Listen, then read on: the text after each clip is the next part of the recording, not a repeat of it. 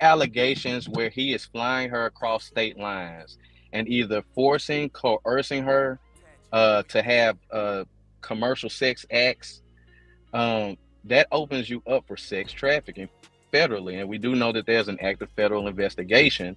There hasn't been any charges, but Yeah. these civil lawsuits just give the feds so much to follow up on and look into. I'm gonna bring up this complaint again because you wanted to mention Mr. Blackburn is out here getting the bag, man. Go ahead. Hey, Mr. Black. Yeah, Mr. Okay. Yeah, Mr. Blackburn's out here getting the bag, man. I can't hate on Mr. Blackburn, man. Yeah. He's found him a little pocket to squeeze in, man, and he's gonna squeeze everything he can from it. Now that you know of, is he representing anyone in this Diddy situation other than Little Rod and April? I do not know, but I'm not sure because I think Lil Rod, separately from the Diddy situation, DJ Academics and this lawsuit are the ones that I really looked at really closely, and Cassie's. Right. But if he does represent other claimants in these suits, then it wouldn't surprise me, because it's common for plaintiffs to go get an attorney that is versed and has experience and may be even currently versed in similar litigation. So it wouldn't surprise me if he represents multiple other women in this against Diddy. Yeah, this is I mean, even from just a reputation standpoint alone as well, we all know that Little Rod, his claim is probably going to get settled pretty easily. And I'm not sure about this April case because it seems like there's a lot more there and it might be a little bit more complex than Little Rod. Yeah. But man, shout out to Tyrone because he's out here getting it for sure. I wanted to ask you about this in the beginning of the claim, though. It says John and Jane Doe's 1 through 2 and ABC Corporations. Or I'm sorry, 1 through 10 and ABC Corporations 1, 2 through 10. What does that mean?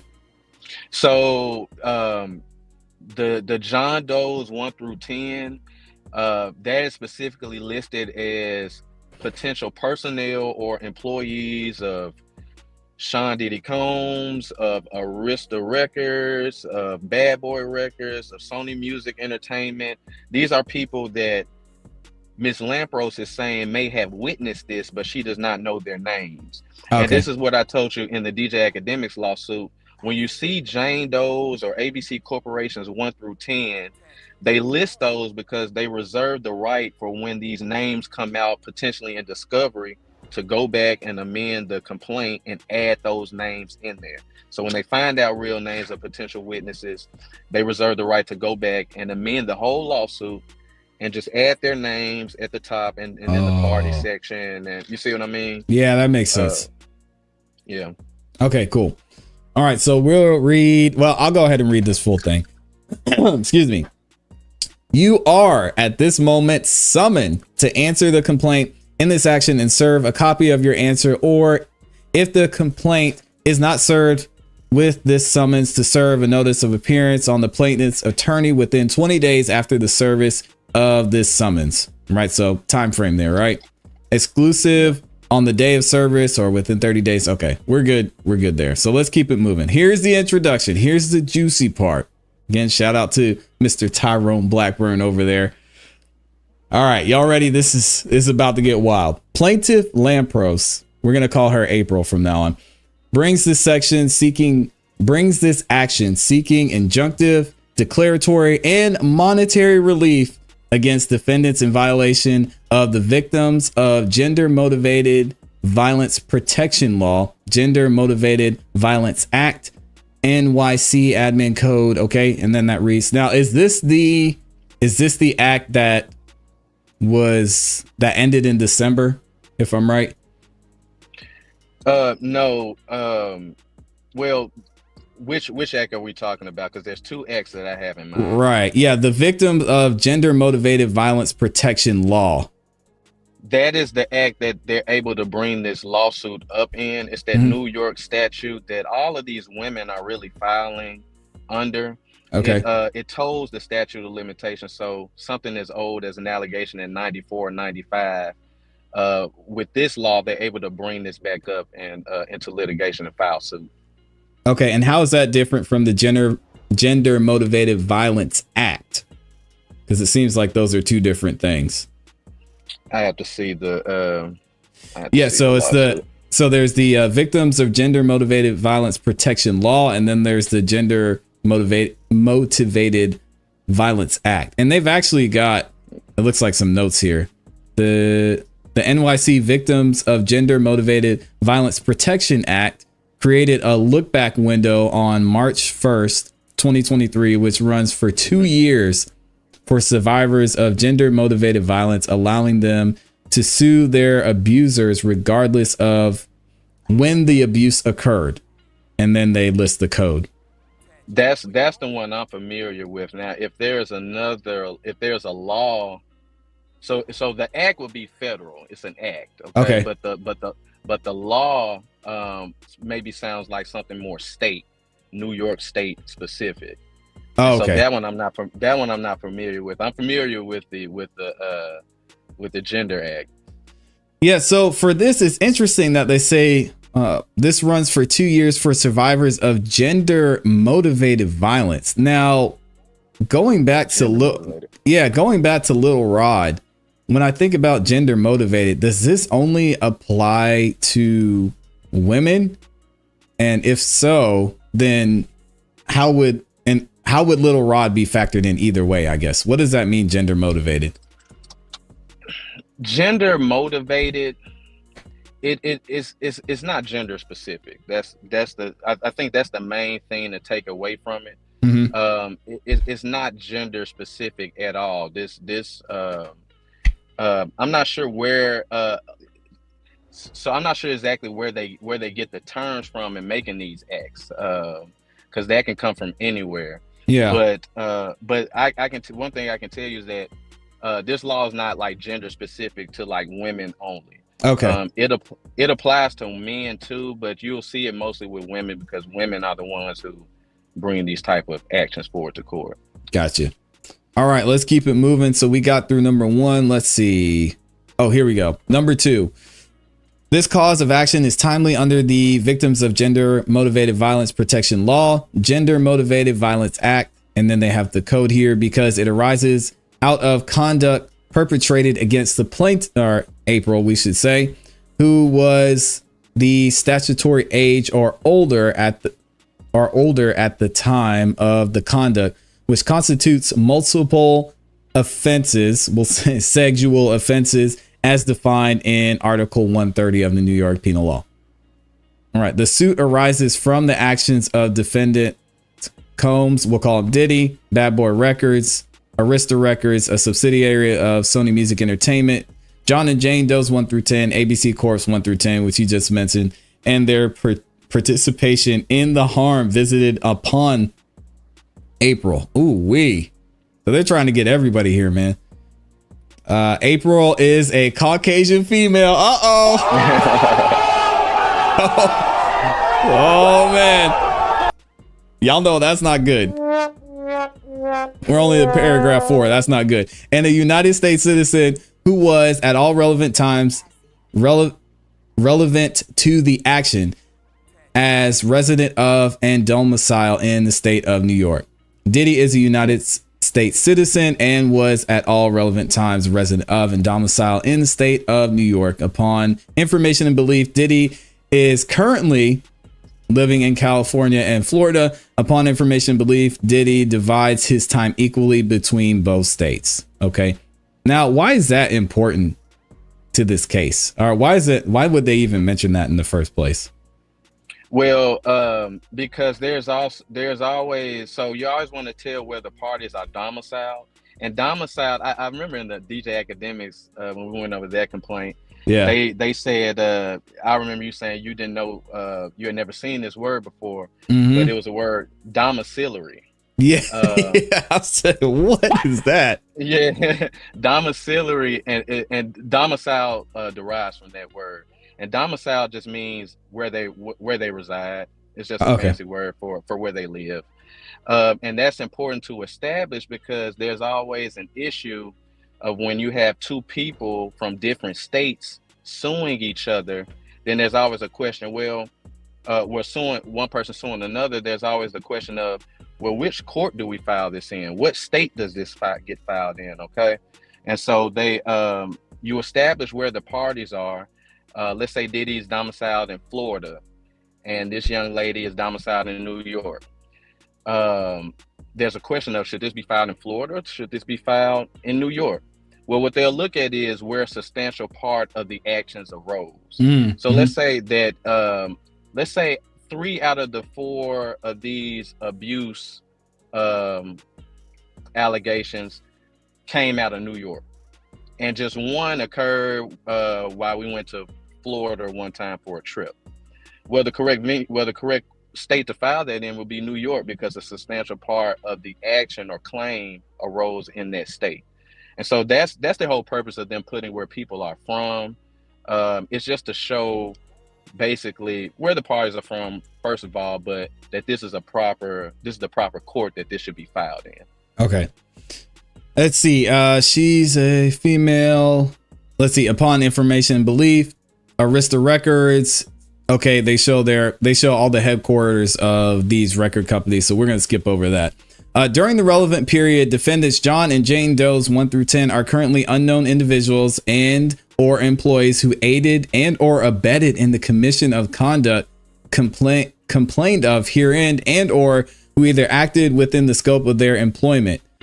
Man, defendants ratified, embraced, and added to this conduct as parties engaged in discovery. Plaintiff retains the right to amend the complaint to add these individual employees by name. Now, I don't want to jump ahead, but let me ask you a general question. With these John and Jane Does, could it? Yeah, you're good. I'm trying to think of how to phrase this. Could it be possible that it's someone who just saw something or just participated in some of the acts that are being mentioned in this complaint that could be a John or Jane Doe too? Or is it someone who actually would have had to have done something to her? I mean, what are the factors here as to why they would be brought up? Well, it could be a participant, someone who she just at the time didn't know their name. It could be a witness who saw something. Oh, okay. You know what I mean? It doesn't have to be an active participant, but they throw the John Doe 1 through 10 in there just to reserve the right to change the lawsuit later if we find out who the real names of these people. And that's what it's for. That's the purpose it serves. Okay, interesting. All right, let's keep it moving then. We've got, let's see. So the John Jane Does, and then it would be the same thing for ABC corporations, I'm guessing. So we'll skip that. Same thing. Yeah. All right. So we've got jurisdiction and venue. The court has personal jurisdiction over the defendant under and consistent with the constitutional requirements of due process in that the defendant acting directly or through his agents or apparent agents committed one or more of the following: the transaction of any business within the state, the making of any contact within the state, the commission of a tortuous act. Don't know what that means, but I read it, so shout out to me, within the district, and the ownership, use, or possession of any real estate in the state. So I'm guessing this is basically saying this is again why we're able to file this in the first place. That's correct. It's the jurisdiction and venue is the shortest part of any lawsuit, but very, very important. It tells you why. Yeah, like you said, it tells you why this court is able to hear this, and it tells you jurisdiction means why, just how the court is able to rule over or preside over the case. That's what that means. All right, this is a fun part as well. Summary of factual accusations. Oh man, upon information and belief, April met Diddy in early 1994. Good Lord, I was 4 years old, y'all. Maybe I could have been 3, depending on when this took place. After the birth of his first son, Justin Dior Combs, who is also in hot water as well. And you know what? Now that I think about it, I think that was the other case that Tyrone is involved in, just because Justin has a case against him as well. And I think that was the one I was thinking of. Anyway, I'll have to go back and look at it.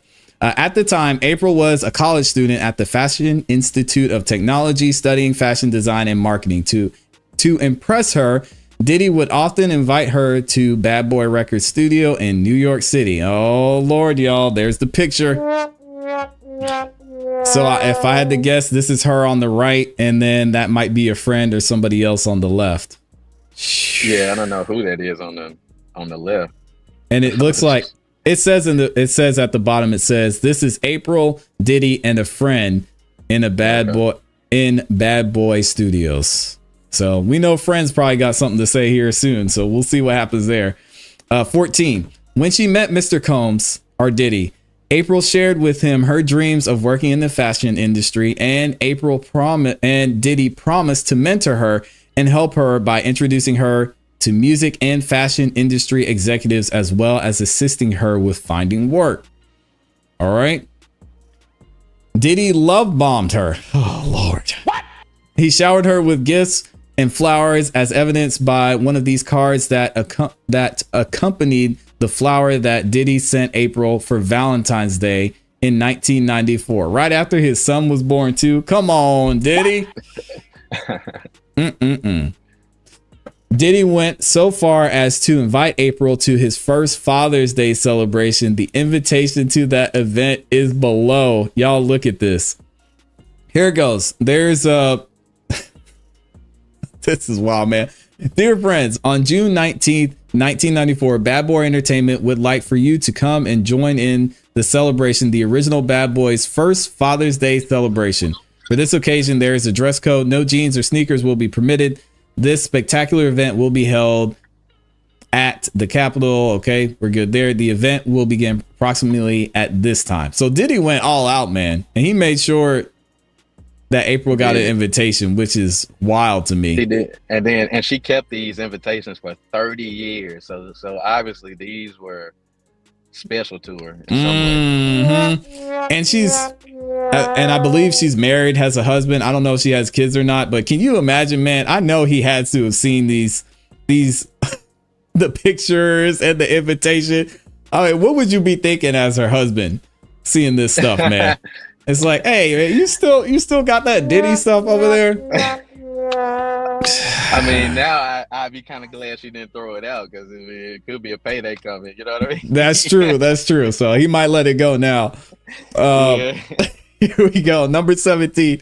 A month after the Father's Day event, Mr. Combs invited April to an exclusive Bad Boy party. Okay, so this is a separate party with performances by Usher, Craig Mack, and the notorious Rest in Peace B.I.G. All right, I can't really read this. It's a little bit blurry, but y'all get the idea. What does this say, though? Life is not a game. Only the, what is that? Fiercest and most aggressive will survive. Oh, Lord. Hey, yo. Sleeping is forbidden.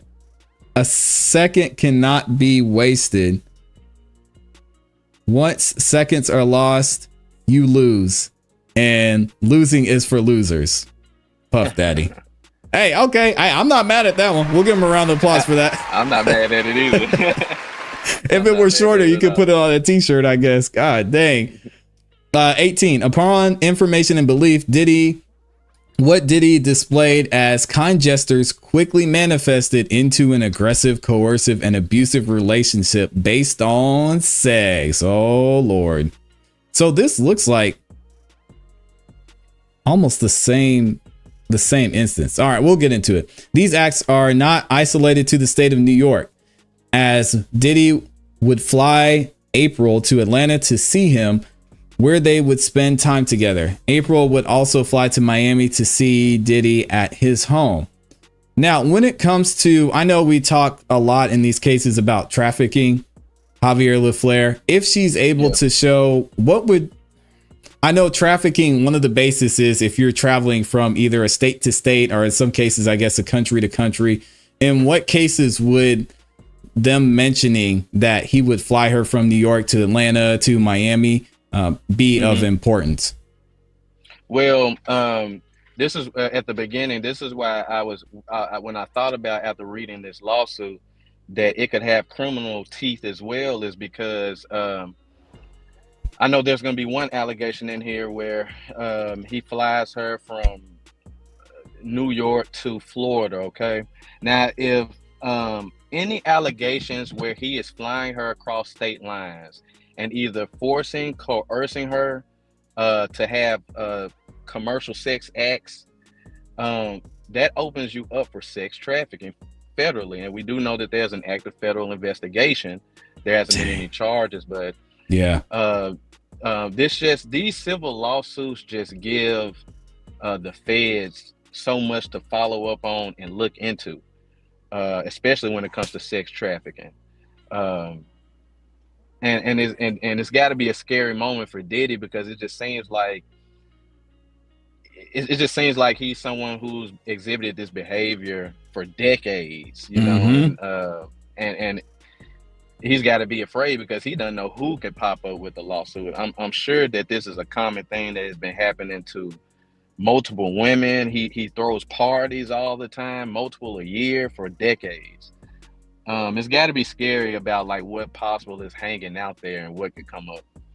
Yeah, and it seems like when it comes to sex trafficking, and correct me if I'm wrong, it could be as simple as, in this case, right? A celebrity wanted to fly a girl out, and she flies out, she comes back, it's in another state, and then she feels weird about it. Then she files something and says, well, I didn't really want to go, but I'm in X industry and I felt pressured, like I needed to go, because if I didn't, then I wouldn't be able to move forward in my career. And this was a big opportunity. And then I did some things I didn't like while I was there. And now, is that sex trafficking? Or would you need a little bit more there? You would, I think you would need a little bit more. You would need a little bit more there. Okay. Especially if you fly somebody out for what I would think would be a consensual one-on-one sexual encounter. I think that would be different. That it'll be slightly different, but there's a little bit missing there. You're missing a force factor, either coercion factor, persuasion factor. You need those type of things to make it sex trafficking. Okay, so there would need to be some pressure, maybe in the DMs, a back and forth of, I don't really want to go. It'll be fine. You could come. We'll do whatever you want to. And then that maybe that could really sink the teeth in a charge like that. But if you got DMs and she's willing to come, and even if y'all discuss like what you all might do, I mean, she has a way harder time of getting, charges brought against you, when it seems like she, went along with this and it was possibly consensual. She just comes back and says, "Oh, I don't remember what happened, and I wasn't going along for this." Yeah. So, man, those messages, I always try to establish something in writing nowadays. That'll be text. Absolutely. Keep your text. Yeah, keep your text when you meet with these women. Yeah, and Amy brought something up in the chat too. I'm going to read. She says, as the plot thickens, I see 3 ways all this can play out. 1, Diddy deals with this with the power he holds and walks free. 2, Diddy goes down and takes others down with him. 3, they Epstein him. Oh man. Yeah, that's tough. Shout out to Amy. Man, I would advise Diddy, man, let's put together a money pot and let's settle each case. Let's evaluate each one and see, what potential plaintiff would take, and let's do it like that, because I'm telling you, he does not want to drag these lawsuits out and get dragged into a deposition where he has to explain this stuff, because it will not look good for Diddy. That'll be the point of no return, and he don't want to make another. He's already in hot fire, but you want to turn around while you can. You don't want to make the mistake like you did with Cassie and not settle before she filed. Now you're in hot water. So when you say money pot, I'm just gonna guess with my layman's mind what that means. Would that mean that you say, all right, Diddy, you as his defense attorney, you say, all right, Diddy, let's get 100 million. You just sold Revolt. Let's put in this pot. We're going to reach out to Tyrone and we're going to say, hey, Tyrone, we got 100 million here. You tell your people, whoever you've got that has a case, they want a piece of this 100 mil. We need to go ahead and deal with it now. Is that how it goes? Or is it something a little bit different? Yeah. So I would, Diddy's also, he's obviously a guy of vast wealth. So, he does have this type of money. I would start low. I would say, hey, let's put together a $5 million pot. Let's line up these lawsuits. Let's talk to the attorneys, Blackburn or whoever these attorneys are. Let's see what they would take. But I would tell them, I would say, hey, my client has $5 million. That's all he has. It's not going to get any more than this. I would say, let's see, what slice of the pie or what size of the slice of pie that you all get from this, this $5 million. I would try to cap it so they won't, try to take it to trial or start asking for an astronomical settlement figure. Now, as speaking from Tyrone Blackburn's point of view, if it's a significant amount of money, is there an incentive for you to take that and then stop any further litigation against Diddy? Or, would it just kind of be, okay, we'll take this now for these cases, and if something else comes up, hey, I'm back at your neck. That it's the second one, Tyrone. Oh man. So if I can't hate on the guy, Hey, me either. He's gonna get multiple ways, he's gonna be at multiple doors, to get in the same room, and he's gonna come to reach one of them. Yeah. But to answer your question, let's say Miss Lampros accepted a settlement for Diddy. Mr. Blackburn is the lawyer on it. This would just close Miss Lampros's case. Any active case that Mr. Blackburn has is still active. It doesn't make all of his cases go away. Wow. So he would have to settle hers and the other ones that Mr. Blackburn is on. Yeah, he needs to get that. He needs to go ahead and hand Tyrone a blank check, man, and say, hey, just let me know when you're done and I'll get back into the country or wherever he's at. I don't know. I think he's in the country, but sheesh, that's tough. Yeah. All right, number 19. Let's see. These acts were not isolated to the state of New York. Okay, we read that. She was in Atlanta, Miami. And here's another picture it shows. It looks like April. And, she was at Diddy's house in Florida. Dang, he had her everywhere. Yeah. And not just her. It looks like there's a couple other people here, too. Because that's her there. And then there's two other people. And then here's can't tell if this is the same person. It looks like even a fourth person here. Sheesh. All right, we'll keep going. Number 20. Upon information and belief throughout the years, Diddy, with Diddy, there were 4 terrifying encounters, sexual encounters, April endured. All right. According to April, Diddy had a terrible temper and often threatened to harm her if she failed to do what he said. We've seen there's been a history of that, so it's going to be tough for him to fight that one. If he witnessed her talking to other men or if she failed to take his phone calls. According to April, she was not allowed to talk about her relationship with Diddy to anyone because he did not want anyone knowing. He did not want anyone to know he was seeing her because she was a white woman. Come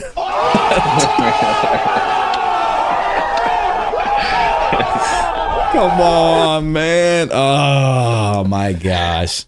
I don't know how true that is, but just me knowing Diddy, or seeing Diddy for decades, I've never really seen him with white women. You know what I mean? Well, he was with J-Lo. During J-Lo's this time, but she's not black Jenny either.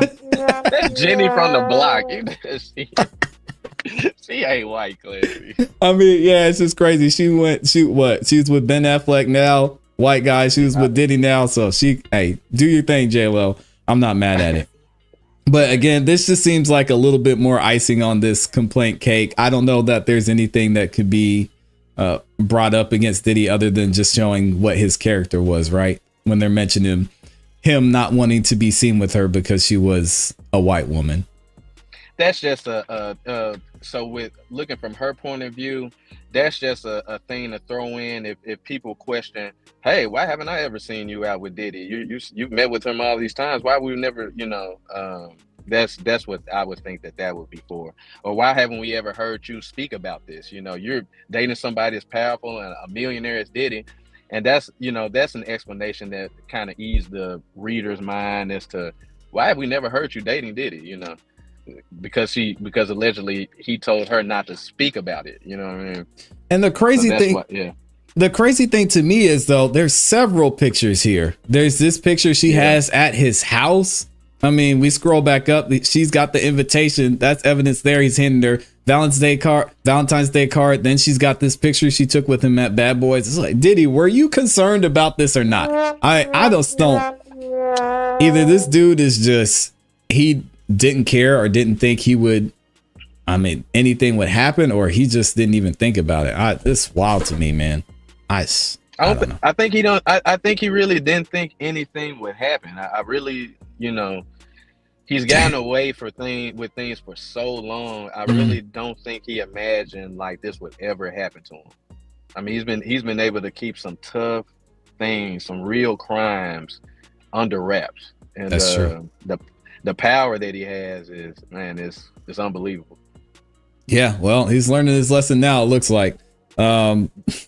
And there's still more coming. Upon information and belief throughout the years with Diddy, there were 4 terrifying encounters April endured. According to April, Diddy had a terrible temper and often threatened to harm her if she failed to do what he said, if he witnessed her talking to other men, or if she failed to take his phone calls. According to April, she was also not allowed to talk about her relationship with Diddy to anyone because he did not want anyone to know he was seeing her because she was white. All right, so here's the first encounter. Now, y'all make sure you listen to the details of this because it's rough. And to anybody watching, man, I know the kids are out of school and on summer vacation. Y'all get the kids out of here. All right, this is not one for the kids. I'll try and filter it as much as possible. All right, encounter 1. The horrific encounter occurred in 1995 when April met up with Diddy in south of Houston Street, or Soho, at a bar. She was introduced to a woman named, they haven't put her name in here. Interesting. I wonder why that is. And the group lightly drank throughout the evening. At the time, April was a college student and did not drink any alcohol. Due to Diddy's delusional and violent outburst, she succumbed to pressure and reluctantly drank with Diddy and such and such.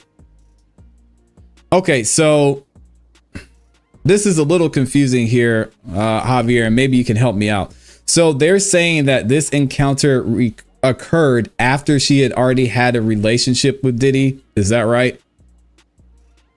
From what you're hearing? Yes, it okay. is, because she met him in 94, remember, and this is 95. Right. Okay. All right. Just making sure, because I don't know. It's all just strange because she already knew how he was and then felt forced to do all this anyway. We'll keep it moving. As they drank, April began to feel uneasy. At this point, she had only had a few sips of one drink. April and the person she was introduced to were guided to a vehicle and left the bar with Diddy. All right. They arrived at the Millennium Hotel. While at the hotel, April continued to feel uneasy. She recalled feeling like the walls were closing in on her. She was laid on the hotel bed where Diddy forced himself on top of her. Now, here we go. Diddy began to kiss April and she turned her head, trying to avoid the interaction. He grabbed her face. Diddy continued to kiss her forcefully. April informed him that she wasn't feeling well, but he ignored her words and continued to take her clothes off. April tried to hold on to her clothing, but she felt weak and powerless in this situation. It seems like this word powerless is being used a lot, not only in this, but even in Cassie's statement when she finally came out and talked about what was seen in the video. She mentioned her feeling powerless. Now, when you hear this as an attorney, is this something that's impactful, or am I looking too much into it? It's some of that fluff I was telling you about in the DJ Academics icing, as you would say, but it means something in their situation because it's a common pattern of these allegations and behavior on Diddy's part. And so when they're saying power, they're really telling you this, that they really feel powerless because at times he gets violent. At times they're saying that they're drugged and they really feel powerless. They don't have any control over what they're doing. It's just putting emphasis on they were taken advantage of and they were helpless while it happened. Wow. Okay. Let's see. She tried. So April informed him that she wasn't feeling well, but he ignored her words and continued to take off her clothing. April tried to hold on to her clothing, but felt weak. But she felt weak and powerless in this situation. April pleaded with Diddy to stop, and he ignored her. April could not process why this was occurring and felt a loss of control. April was being assaulted by Diddy, and she soon passed out. Jeez. The next morning, April was woken by the sun peering through the drapes. She had no clothes on, was sore and confused. April quickly got out of bed, clothed herself, and left the hotel room as fast as she could. So, I don't know. Something as a defense you would ask is if this was their first encounter. I guess that's going to be important when it comes to the criminal side of things. Yeah, well, when you say first encounter, like the first time that they met or their first sexual encounter? Their first sexual encounter, yeah.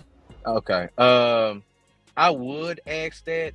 Something kind of tells me that this may not be their first sexual encounter. Yeah. It could be. I'm not sure, so don't take my word on that. But yeah.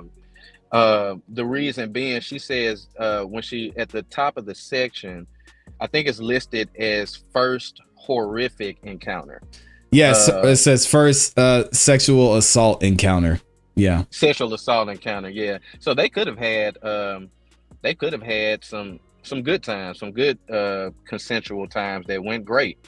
But she's just saying the ones where she was sexually assaulted. Okay, so those are going to be completely separate, even if they had some type of sexual relationship before.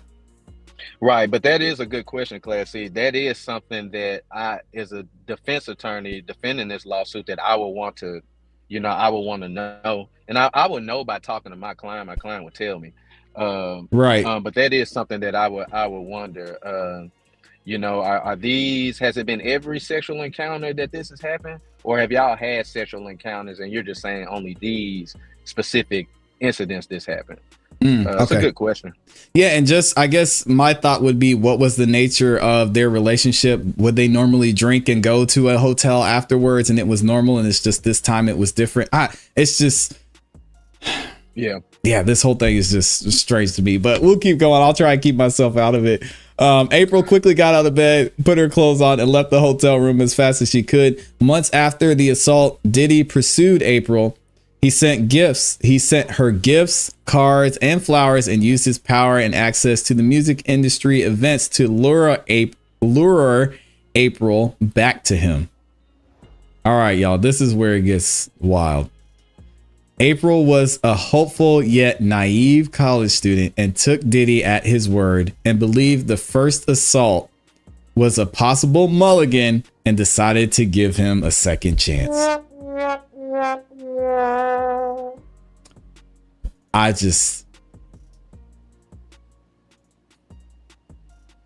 Javier, I'm gonna let you take this one. Do you have anything to comment on that? I'll say this. You can't blame someone like her because she's young and she just met Diddy. Okay. And Diddy she's explained her dreams to Diddy. Diddy has given her given her these promises. Yeah, I'm gonna help you out in the fashion industry. They have an emotional connection, physical connection. Right. And another thing is that she's claiming that she believes she was sexually assaulted, but she was losing consciousness, losing control. She doesn't really remember. So, with her seeing Diddy as possibly being such a benefit to her life potentially, it's understandable for her to be naive and um to overlook that first time. I thought about that and I was like, well, yeah, this girl thinks that she just found the golden ticket, and so she is going to kind of overlook some things, initially. So I wouldn't put too much. Don't go too hard on her on for coming back around Diddy after this first time. Yeah, and I think I mentioned on the other live stream, it makes sense to me, especially when it's someone at that level. I could understand to see how you're like, well, maybe if I'm going to be at this level or be with somebody who's at this level, this is the way that these are the things I have to deal with. It's really just a once in a lifetime situation she was in. So I don't think anyone could ever say how they would react in that situation. So yeah, it's just, I definitely get it. It's just crazy to read it in words, and the way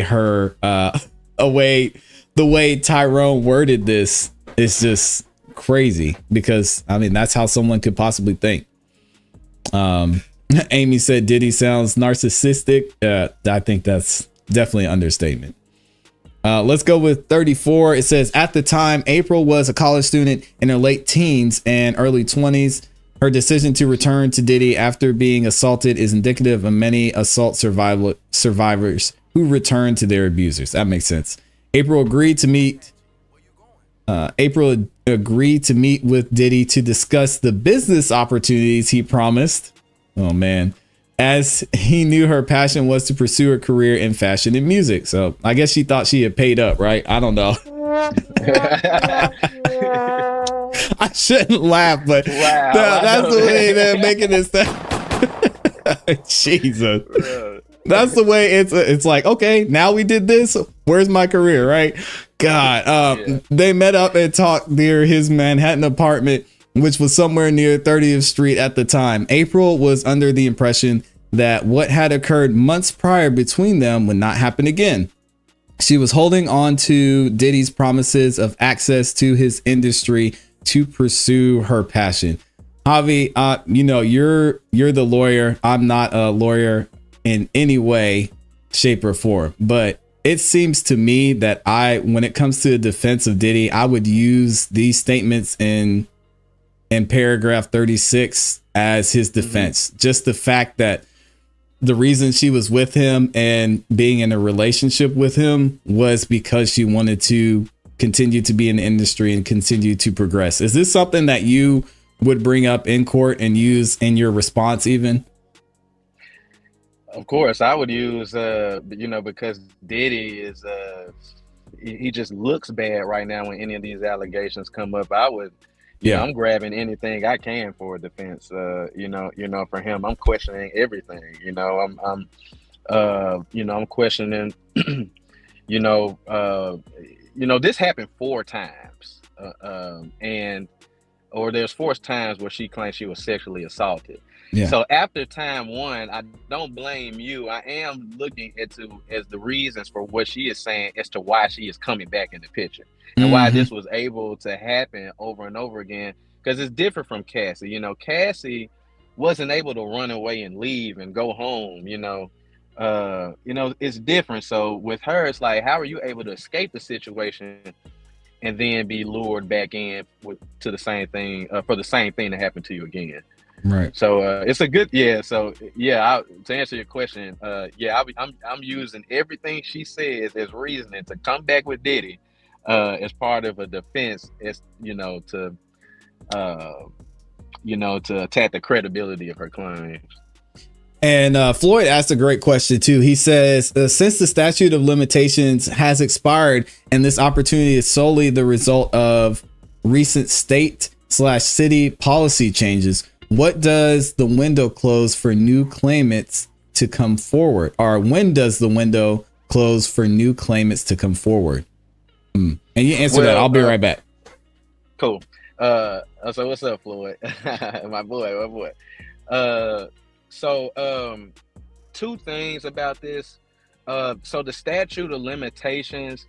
Um, well, no, it's a good question. To answer the question, when does the window close for new claimants to come forward? With that New York, I forgot the exact title, the Gender Motivation Act. With that new act, basically any assault sexually, it opens the window for them to bring it back forward. It doesn't close. And a lot of people think that this law is not really fair. But I guess you can argue that with the New York State legislatures. But that's what the law does. There would not be the window does not close for new claimants. That's why you're seeing new Wow. claimants come forward. Seems like daily or every other day. I think this is Diddy's 8th civil lawsuit. This is the 7th one where he's had actual sexual assault allegations pinned on him. I think the one with Justin Combs and another young lady, Justin Combs, and whoever filed that lawsuit against him. I think Diddy is just named as someone who was aiding and abetting his son. He's not actual. They're not actually alleging sexual assault in that case. But man, Floyd, it's crazy. But the window, if any of these women who have not come forward feel like they've been sexually assaulted by Diddy, that law has the window for them wide open. They can come, whenever they choose. So I keep hearing that the law expired. So is that not the case? I mean, or I guess it would be the act expiring or the law expiring in some cases. Does that happen? So I need to look more into it because there's something about this 2-year period that I'm Yes. hearing. Yeah. So I need to look more into it. I don't want to answer that and not be Okay. really knowledgeable about that. Yeah. Yeah, no problem. And I'll see if I can find the actual act in law too. We can get to that at some point. Yeah, I need to look into it because I got a feeling that more of these cases, they're all going to share this. They're all going to have this law in there. So Absolutely. I guess it's pretty good that we get familiar with it. Yep. All right, we'll go 37. So this is the end of assault number 1. Mm-hmm. It said, okay, so I'll reread 36. They met up and talked near his Manhattan apartment, which was somewhere near 30th Street at the time. April was under the impression that what had occurred months prior between them would not happen again. She was holding on to Diddy's promises of access to his industry to pursue her passion. Diddy was respectful, regained her trust, and used their common interactions with Arista Records, the parent company of Bad Boy Records, and April was an intern at Arista Records. Oh, wow. Jeez. Things seemed to be normal between the two until the second incident of assault took place. Yeah, this is wild that she was an employee too. So I guess that's where it brings in the fact that he had power over her, not because of their relationship, but because she was working at Bad Boy Records too. Jeez. Yeah, and that's why they're named in the suit, Arista, Bad Boy, Sony Music. It's because because they're all connected. She's claiming they aided and abetted the activity. Yeah, I mean, it's going to be hard to argue, but we'll see what they say. This is encounter number 2. All right. So during a second incident of assault, Diddy and April were in a parking garage near his Manhattan apartment. She believes it was somewhere near 30th Street. They were headed to dinner and Diddy was slightly inebriated. Boy, it seems like everything happens when Diddy's drinking, man. As they headed toward the parking garage, Diddy grabbed April by the waist and forced her down to her knees. Here we go. He quickly, I'm going to try and filter out as much of this as I can, but it's rough, y'all. He quickly unzipped his pants, exposing his, you know what? He grabbed her hair, wrapping it around his fist and forced her to, use your imagination, but it's pretty straightforward. April's eyes filled with tears and she could see the parking garage attendant witnessing this horrific assault. And ClassE, the parking lot attendant, if in Discovery, if they ever found out that person's name, that could be a Jane Doe 1. You see what I mean by that? Yeah. You got somebody who witnessed this act. and so they could bring them in. They can bring them in as they can be named in the suit. And I don't know who this parking attendant is. I don't know what garage this is or who owns this garage or what. But uh, depending on like what company that is, they could also face liability as well. Oh my gosh, man. Especially if she witnessed this and didn't report it. And yeah, that's why you got the ABC corporations and the Jane Does in there, because you got people who can pop up out of the blue and find out who they are. Yeah, and it doesn't say if it's a John or Jane Doe, which I think is interesting. So maybe she probably just doesn't remember, honestly.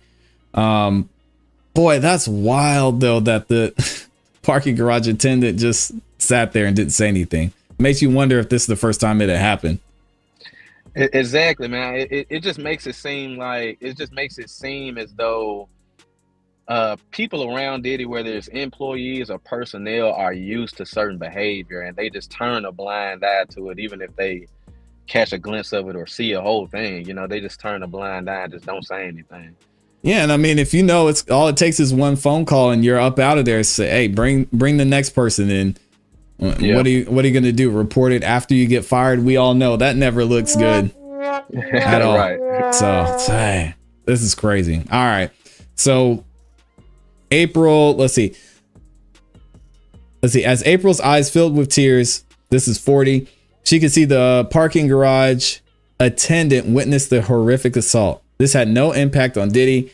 He was blinded by his lustful desire to pleasure himself at April's expense. When Diddy was done with her, he told her to get up. April was in shock, morally depleted, embarrassing, and in physical agony because of Diddy's violently yanking her down on her knees and pulling her hair. Once again, April made the decision to distance herself, and once again, Diddy came back with gifts and empty promises. April was not moved. She had enough and decided to focus on her studies and leave Diddy for good. Unbeknownst to April, Diddy was not good at accepting rejection. He immediately switched his approach and became angry, threatening, and forceful.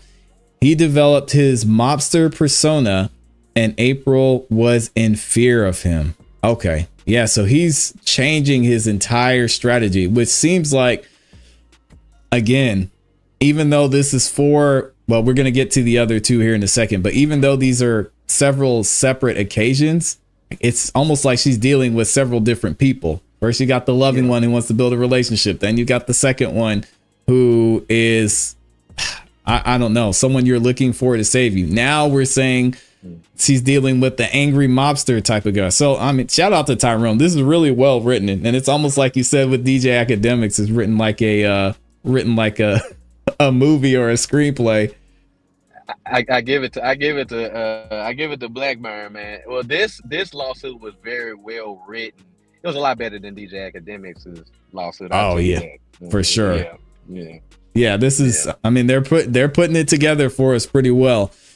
It says April was not moved. She decided to focus on her studies and leave Diddy for good. Unbeknownst to April, Diddy was not good at accepting rejection. He immediately switched his approach and became angry, threatening, and forceful. He developed this mobster persona, and April was in fear of him.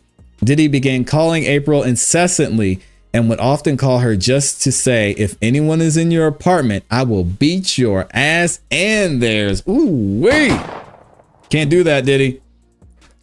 April's reasonable fear of Diddy left her feeling stuck with him and with no way out.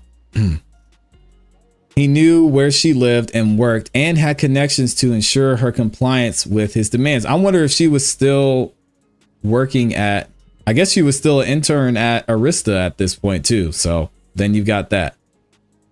Jeez. Let's see. 46. She felt that if she disobeyed him, he would take away her dream of pursuing a career in his world. Diddy would also threaten to blacklist her in the industry if she tried to mess with him in any way. April's dreams and everything she'd been working hard for were in the palm of his hands. Ooh. We painting the picture, man. So in summary, do you have anything that you want to point out about that second encounter before we move on? Not really. I think the most important thing, or that I took away from it, was um, is that in this one, someone actually saw it. She claims. I think that's big. Now, where this person is 30 years later, who knows?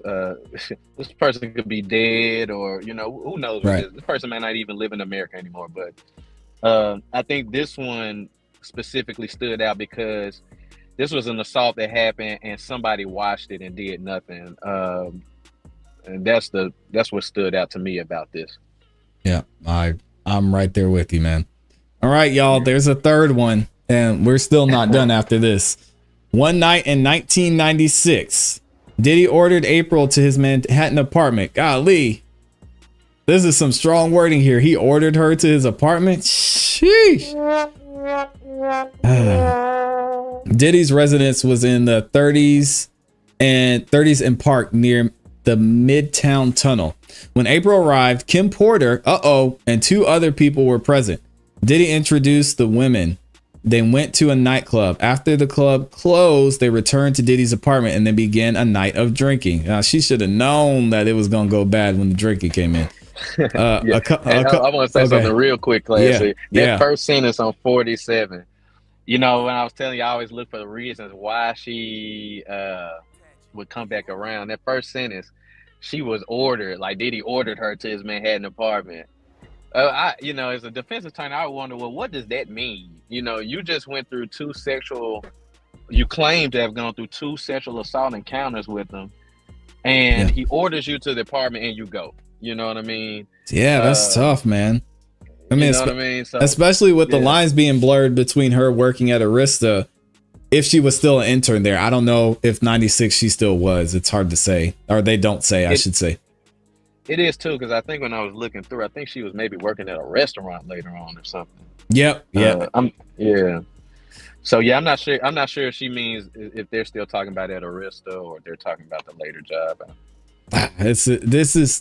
It's just crazy because, like you said, to say he ordered her. I mean, do we have? I guess back then in '96, it wouldn't have been a text. It would have been a phone call of some sort. So it's going to be hard to prove. Big phone call, the big brick on it.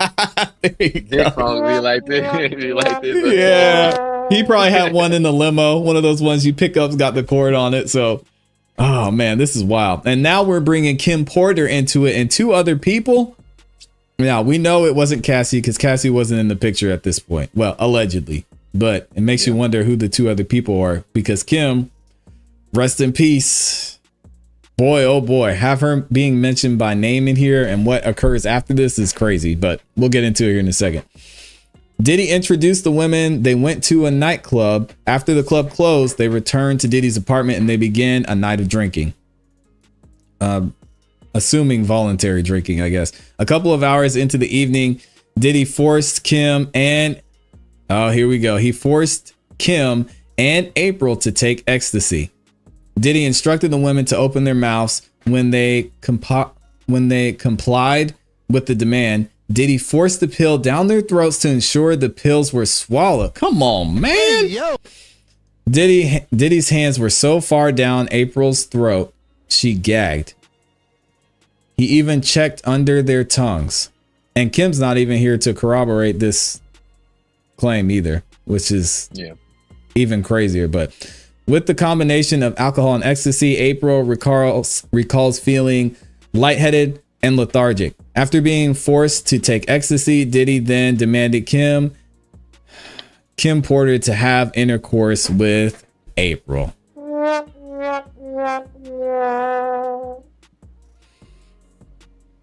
April vocally opposed this idea. I mean, she tried, man. And Diddy quickly reminded her that she had no control over the situation and he could make her lose her job. Okay, it sounds like she still had ties to him as an employer. April knew she had to comply because she had witnessed what happens when someone defies Diddy. This is an interesting statement. April knew she had to comply because she had witnessed what happens when someone defies Diddy. I wonder what this means. Is she talking about the other assaults? Because in the other assault, she really didn't defy him. I mean, she just kind of got upset, but I think she probably means she has her own personal stories of just like seeing people who told Diddy no or doesn't do what he says, just how that goes. But I don't think she explains it in this lawsuit, though. yeah, it'll be interesting to know what else happened here, because what else has she seen? Maybe something with Kim. Who knows? She had also been threatened and victimized by Diddy and did not want to cause a problem because she feared him. And I guess she could also be talking about the phone calls and the threats that he made to her too. So that makes sense. As Diddy demanded Kim and April to engage in intercourse, Diddy sat close by doing Diddy things. We ain't gonna read that on YouTube for some time before pushing Kim Porter off April and then he assaulted her. All right. April felt numb at that moment and emotionally checked out. After a few hours, April recalls being woken up by Mr. Combs and told to leave the residence. She felt disgusted, ashamed, and embarrassed and couldn't believe what had happened. Okay. Well, she couldn't believe what would happen. I'd find that hard to believe. I find that very hard to believe. And she had seen this twice before, and as she saw, she knew what he was capable of. So not saying that it was right or that she was wrong for going there, because she was fearful, but still, what did you think was going to happen? I don't know. Shortly after this, so this is 56. Shortly after this event, April slowly distanced herself from Diddy. Even though she was reluctant to be with him, he used industry connections and invitations to exclusive events to keep her attached. Ooh. Diddy went so far to invite her to Kim Porter's birthday celebration. It's wild to think that Kim was participating in all this stuff. I mean, that has to be the case, man, because if Kim wasn't cool with, I mean, I'm pretty sure Diddy wouldn't be inviting girls that he does these freak offs with to Kim's personal events and things like that. It makes me think of like, what role did Kim Porter play? Like, was she some type of possible enabler? Was she like this Ghislaine Maxwell type figure? You know what I mean? I'm like, I didn't know Kim Porter was like this until these lawsuits came out. Exactly. I'm thinking the same thing. And now I'm hearing, we're going to talk about it probably this week. And now I'm hearing, speaking of Ghislaine Maxwell, that ClassE may have even had some situations where she was playing that role too. So Diddy had his whole setup going, and I was as shocked as you were that Kim was involved too and participated. Yeah, man. And Kim Porter, man, speaking of Kim Porter, that's a whole nother can of worms that can be opened up with Diddy. Like, it's suspected that he possibly had a hand to play in her death. Yes. And and it's I'll just leave that alone. But that's another can of worms that can open up with that federal investigation. Yeah, and there might be something that somebody's holding against him if he doesn't cooperate too, which I'm sure we'll hear about eventually. Alexa Ray's in here. She says Diddy's a monster in real life. He makes R. Kelly look like a saint. I don't know, Alexa. I disagree. The only reason I disagree is because you see in this case and in Lil Rod's case and in Cassie's case, not only were these adults, but they made, whether coerced or not, they made conscious choices. Now, when we're talking about R. Kelly, when you get parents and children involved, that's a little bit more sinister to me than, maybe someone being in their early 20s, late teens. So I have to disagree with you on that one, but I get your point. Diddy was wild, but R. Kelly is just a different type of a predator, in my opinion. Let's keep it moving though with 57.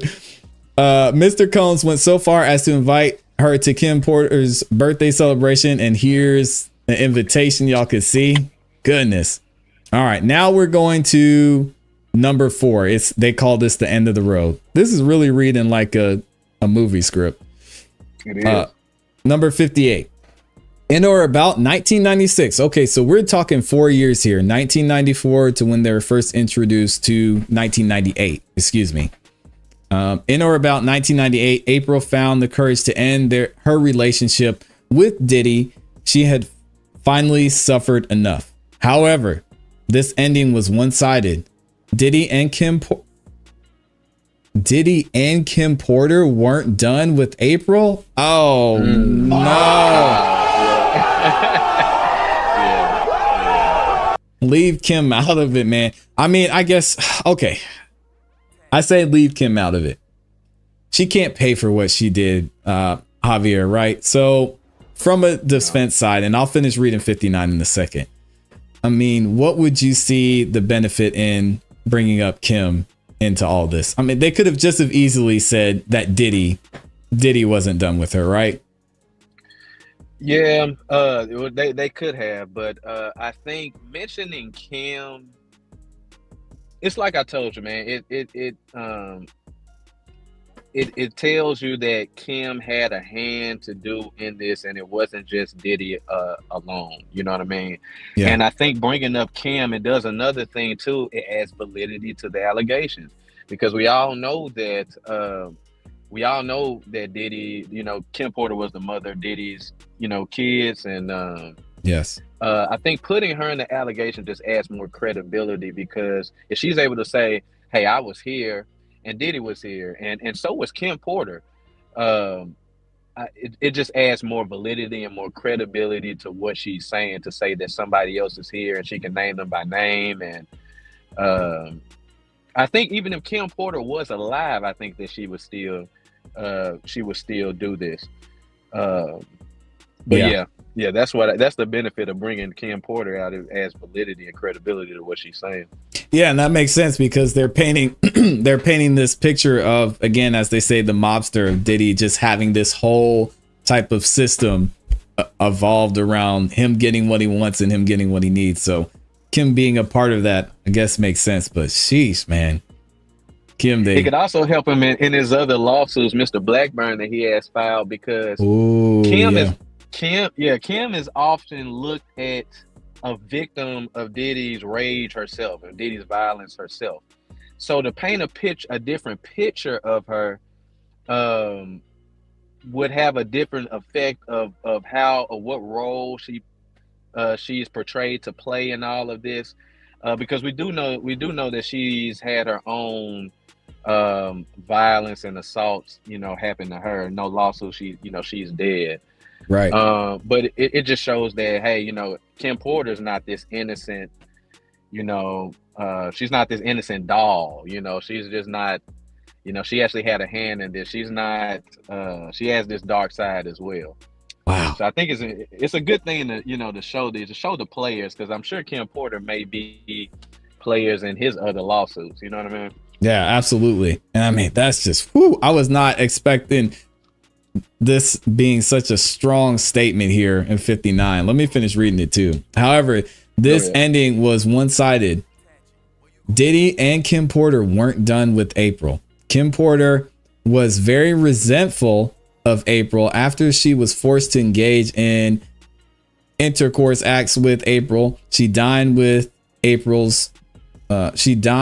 April's place of employment. Okay, you mentioned this earlier, a bar named Silver, which was in Soho. According to April, Mrs. Porter was enraged when she saw her. Sheesh, man. So she was trying to get her get back, apparently. According to April, 2 days later, Kim called her employer and complained to the manager, alleging that April attempted to poison her. Good God.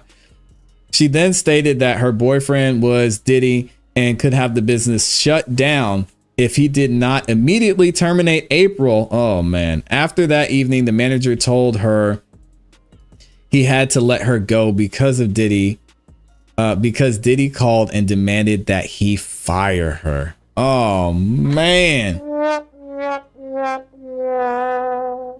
So I don't know if the manager is still alive or not. This was a long time ago, but I could see, not that it will go to court, but if this were to ever go to court, that manager is going to be brought in there.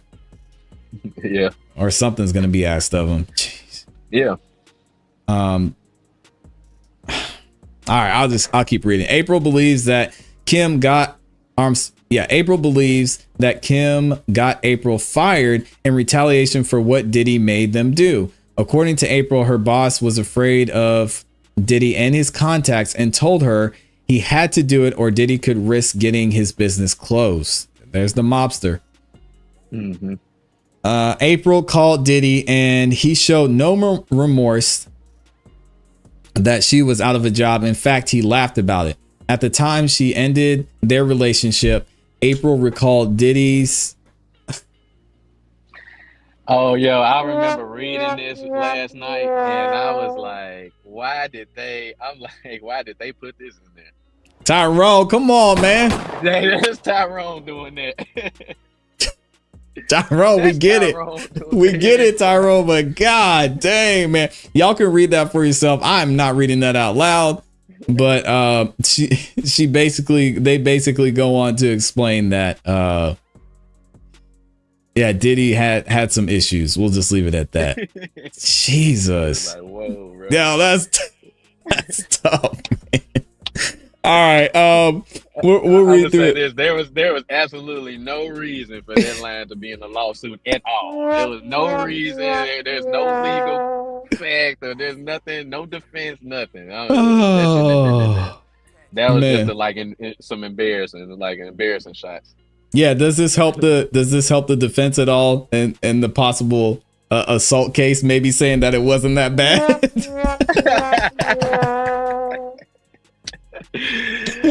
Don't answer that question. Don't answer that question. You're good. I really think that this is like a little shot from Ty. I think that Ms. Lampros probably said that, but I think Mr. Blackburn wanted to include that for his own little personal enjoyment or take his own little shot or whatever. Yeah. Oh my gosh, man. This is wild. But that definitely is an irrelevant fact. That is irrelevant. It's not. It's dirty. Well, what about she recalled him being circumcised and remembers a tattoo on his chest? I mean, does she really need to identify Diddy? That line just goes to show to her credibility that this really happened. Right. Yeah. I mean, she didn't have to say that, it was adolescent, but the fact that she can say, he's circumcised and there's a specific tattoo on his chest, shows that, she's probably seen him naked. Okay. Oh, Lord. This is wild, man. Tyrone, you're killing me, man. Here we go. Sean John Clothing. Let me put it back on the screen. Sorry, y'all. While in a relationship with Diddy, April was a student at FIT. She had a passion for fashion and Diddy knew this. Mr. Combs promised April several working opportunities in the fashion and music industry, and the two often discussed his plans to launch his own clothing brand. Within months of April ending their relationship, Diddy launched Sean John. Okay, so are they saying this just to show that he kind of took that opportunity away from her? Because it's a very short section here. Yeah. Oh wow. What's after that? After 66. After 66, we have the encounter number 4. Yeah. So I think they're bringing that up to say that I think before Diddy actually came out with Sean John, he wasn't really active in fashion like that. No. And so, yeah, I think they're bringing that up to say, now Diddy is like this fashion mogul now, because he was just in music, but now he's got this popular brand, Sean John. Everybody's wearing it. She's saying more stuff to hang over her head is why I would think that that they would include that, just to say, hey, in 2000, 2001, around this time, Sean John came out and it was popping. Everybody loved this, and this was my dream to get in a industry like this. So that would be my guess as to why they bring it up. It's real short, so I can't, hard to say the angle why. That would be my guess, though. Okay, yep, that definitely makes sense. All right, here we go, y'all. There's a 4th encounter, in case y'all didn't know. It's not over. I mean, we're going on 6-7 years now. Yeah. Assault encounter number 4. According to April, she saw Diddy at an event at the Rockefeller Center in or about the end of 2000 towards the beginning of 2001. At the time, April says Diddy may have been filming a season of making the band. According to April, when Diddy saw her, he approached April and asked the camera crew to turn off the cameras to not film their interaction. According to April, Diddy asked her how she was, expressed to her that he missed her, and asked if she would leave the event at Rockefeller Center with him. April rejected Diddy and left. Y'all, it gets crazier. According to April, later that evening, he kept calling her and asking if she would come to his apartment on Park Avenue, but she said no. He even offered to send his driver to pick her up. Finally, he offered to come with the driver to pick her up. According to April, Diddy does not like the word no. He called a few more times, so she stopped answering the phone. According to April, a few days later, he called again, begging her. Reluctantly and I can't even read this part. Reluctantly and regrettably, she allowed him to come over to her apartment located at 477 Central Park West to hear what he had to say. April figured it was during the day and doubted that he would try to harm her. Javier. Yeah. Okay, this is where she lost me. This is where she truly lost me.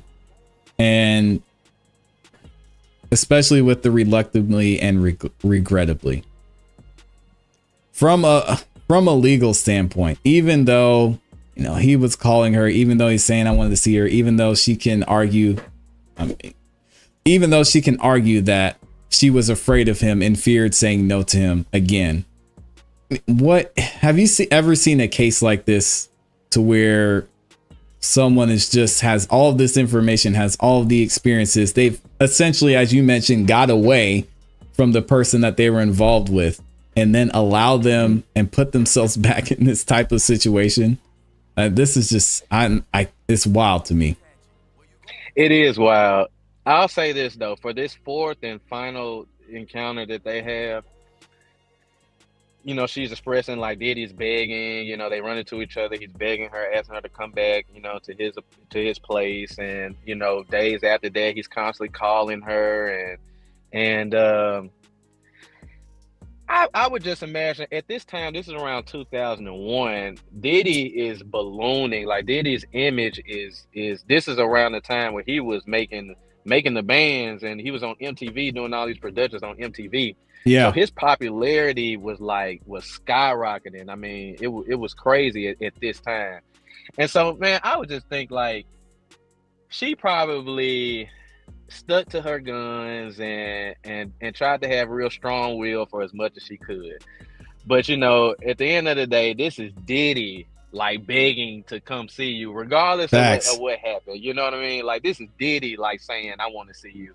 And so like it's gonna, you know, he's gonna ask over and over, and I can just imagine it's gonna be one time she's just gonna be like, all right, you know, fuck it, let's do it, you know. You know, we can talk, I guess. Let's, you know, that's my thing, man. It's the thing that complicates it. This was like some random guy doing this or something. No, but it's Diddy, man. His status and his power complicates a lot of decision making. So that's why I say don't go too hard on the, you know, on the women in these scenarios, because it's an uncommon situation that they're in, and this is a rare guy, a rare black man that they're dealing with. I mean, you don't see people of this stature too often. Yeah, I mean, it's just to think that you would let a person who is capable of the things that he's capable of, billionaire or not, you know, just back into your situation. To me, it's just tough. Again, I don't know. I'm not going to say what I would do or what she should have done. I can also at the same point say I don't get it, because man, putting yourself at risk to going through that again, it's just, I can't imagine what that's like. Anyway. Yeah. Here we go. 72. According to April, a few days later, he called again, begging to see her. Reluctantly and regrettably, she allowed him to come over to her apartment located at 4477 Central Park West to hear what. Put it back on the screen for us. Oh, I'm sorry. Thank you. Yeah, not so good. Here we go. According to April, a few days later, he called begging to see her. Reluctantly and regrettably, she allowed him to come over to her apartment located here to hear what he had to say. April figured it was during the day and doubted that he would try to harm her. According to April, when she opened the door, his security was sitting on the stairwell. Okay, here we go. Some more John Does, I'm guessing, 1 through 10. Knowing that security was there made April feel a little better about letting him in. They sat on her couch and began talking. According to April, Diddy began apologizing for his past behaviors. He started telling her that he was a changed man. He then showered her with compliments, telling her how good she looked and kept reminiscing about their prior encounters. He then began dropping hints about them having sex. April rejected his advances. Suddenly, out of nowhere, Diddy violently grabbed her and forced himself onto her. He began kissing her and touching her against her will. At that point, April fought him off after she quickly realized it was a big mistake to have allowed him to visit her. Oh man, it's a little too late. A little too late for that. She told him to leave, and she felt like he just wanted to use her for sex and hadn't changed at all. Oh, here we go. So this is interesting. Even more disgusting was the fact that April knew that Diddy was involved in a very public relationship with Jennifer Lopez. Yeah, that was around that time. Yeah, and I think Jennifer Lopez, she got up out of there shortly after this, I believe. Yeah, and let me know, Javi, I know we're getting pretty close on time here, so let me know if you got to get up out of here too. Yeah, I gotta. Well, this is the last. We can run down. This is the fourth and final one, so we can go through this one. Okay, cool. According to several media reports from that time, Combs ended his relationship with Jennifer Lopez due to infidelity. No kidding. In February of 2001, this was around the same time that Diddy assaulted April. Okay, well, there you go. Luckily for April, the couch was right near the door of the apartment, so it was easy for her to reach for the door, open it, and demand for him to leave. She ensured that his security would hear her telling him to exit. She was afraid that if Diddy could have assaulted her, she was afraid that Diddy would have assaulted her, as he does not take no for an answer and had a history of violently handling her and forcing her to perform stuff on him. April is in possession of several of Diddy's phone numbers throughout the years. Wow. All right, then April discovered that Diddy recorded and disclosed a tape of him having relations with her. Oh my God. All right, so I think there's still some more to go through here. I guess we can read this real quick since the first cause of action is up next. At 81, according to April, in or about 2023, so last year, April was at a function and a gentleman whose name will not be disclosed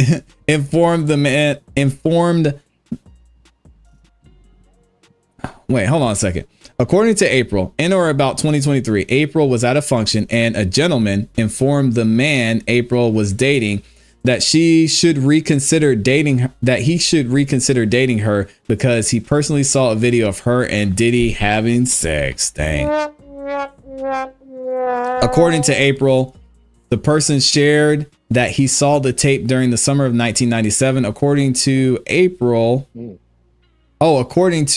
April's husband, she was told that Diddy apparently recorded them without her knowing and showed it to multiple people. So that's revenge porn, I guess. I don't know. We're almost at the end of the. Yeah, I was about to say we're almost at the end of the lawsuit, so we can run through it. I think it's cause of actions, and then the prayer comes after that. Yeah, the first cause of action, the battery. So I won't read the details, but I think we can pretty much figure it out. First cause of action is battery. All right. Second cause of action is assault and SA, as we'll say here. Third cause of action, negligent infliction of emotional distress. Okay, Yep. these now, can you explain that? I'll let you explain it. So to the chat, your cause of actions in lawsuits are your legal claims for why you're seeking relief. It's why we're asking the court for this money or for this judgment. Okay. And like ClassE stated, you got battery, you got assault, you got negligent infliction of emotional distress, and I believe the last one is that violation of that New York gender law. Exactly. Yeah. Right. So your cause of action, that's excuse me, that's just what you're seeking, what you're suing under. So they're suing under battery, they're suing under assault. But to answer ClassE's question now, negligent infliction of emotional distress, this is when a person does behavior that they reasonably known or should have known could inflict emotional distress on another. Okay, so that's I'm pretty sure that reasonably known or should have known is going to be some type of language within that paragraph. Just off the top of my head. But that's what that is. It's a negligence thing, but it's saying that somebody reasonably should have known or should reasonably should know or should have known that this conduct will inflict emotional distress on another, such as sexual assault, such as getting drugged and being sexually assaulted, things like that. Yeah, and it says it in 97. Yeah. It says the defendant's conduct created an unreasonable risk of causing emotional distress to plaintiff, and the defendants knew or should have known that such conduct was likely to result in emotional distress that might and or likely would cause illness or bodily harm. Okay, so this isn't necessarily threats. It's actually something physical. Yes, okay. It can be physical. It could also be threats, depending. You have to show injury after those threats, though. You have to show that I'm actually suffering some emotional distress, and I'm actually depressed, and you have to show injury to that. But yeah, keep going. Yeah, and then you mentioned the last one, the fourth cause of action, which was the violation of the VGMVPL, as we'll call it, against all defendants. Wow, so this is against everybody, even the John and Jane Does, man. Yeah, you have to say that applies to all of them, because this is the whole reason why this suit is able to come alive. So you have to attach all parties and say that they are liable in some way under this law. That's all that they are doing there. Yep, and then they go on to mention the names. Of course, Sony, they mention Arista and Bad Boy Records in there too. And I think that might be it. Oh, okay, the prayer. Yeah, we got to get through the prayer here. All right, wherefore, plaintiff prays that the court enter judgment in her favor and against defendants containing the following relief: for a money judgment representing compensatory damages, including consequential damages, lost wages, earnings, and all other sums of money, together with interest. Oh, there's that with Tyrone loves his interest, man, on these amounts according to proof. For a money judgment for mental pain and anguish and severe emotional distress according to proof. Now, this is an interesting one to me. So, according to proof, would that just be either text messages or phone calls, maybe that he caused, or even just all the physical stuff that she went through? Right. So according to proof, like I said, it's emotional distress, and this is what I was talking about, how you have to show injury. Okay, you have to show how you were emotionally distressed. Did you have to go to therapy? Did you have to seek any medical attention at all? How did this affect you? Could you not sleep at night? Was there a loss of appetite? Right. Was there we call it a loss of consortium, but was there a lack of intimacy in the bedroom? How did this damage your psyche and personal life? You know what I mean? That's and you have to prove that. You can't just say, Wow. "Oh, I'm stressed out," "Oh, I'm depressed," "I can't sleep," You have to have something to back that up, and usually it's going to be some type of therapy, some type of medical documents that somebody you're going to see to show that this is actually happening. Wow. Yeah, and that's got to be, well, I guess that makes sense if you're going to a therapist or something like that, or if you have a prescription. Yeah. For punitive and exemplary damages according to proof, for attorney's fees and cost, for pre-judgment and post-judgment interest, and such other and further relief as the court may deem just or proper. Which something I learned recently, Javier LaFleur, and I don't know if it applies to this case, but you have to have certain events have to occur, and you have to have certain documents to even ask for attorney fees, which I guess I learned recently. Is that true? In most, because you can't just ask for attorney's fees in your prayer. Is that correct? Or are you always able to ask for attorney's fees? You're able to ask for attorney's fees, okay, because if a lot of times you would want the other side to be liable to paying you as well. So the Right. attorney's fees are included in the sum figure if you choose to settle. Because what usually happens is attorney's fees aren't really included, but the attorney still gets a fee of the settlement. Right. Yeah, it gets a So certain percentage. right, what he's asking for, he wants his attorney's fee to be included in the actual settlement. Oh So man. he gets his full cut, and she gets his full cut, and they're just not cutting into this settlement pot basically.